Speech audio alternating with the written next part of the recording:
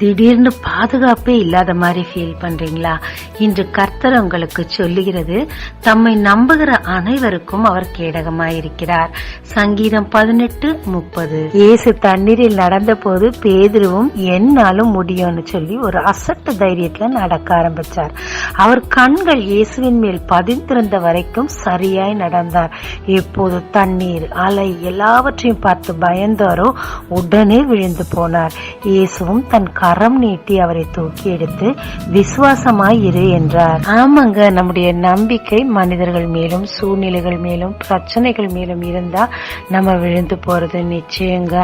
நாம் தேவனை எல்லா சூழ்நிலையில் மத்தியிலும் நம்பும் போது அவர் நமக்கு கேடகமாயிருந்து நமக்கு வரும் பிரச்சனைகள் எல்லாவற்றையும் அவர் தாங்கிக் கொண்டு நம்மை தூக்கி நிறுத்துறாருங்க. ஜெபிக்கலாமாங்க. தேவரே, நீர் என் கேடகமாயிருந்து எனக்கு வரும் பிரச்சனைகளை தாங்கிக் கொள்வதற்காக நன்றி.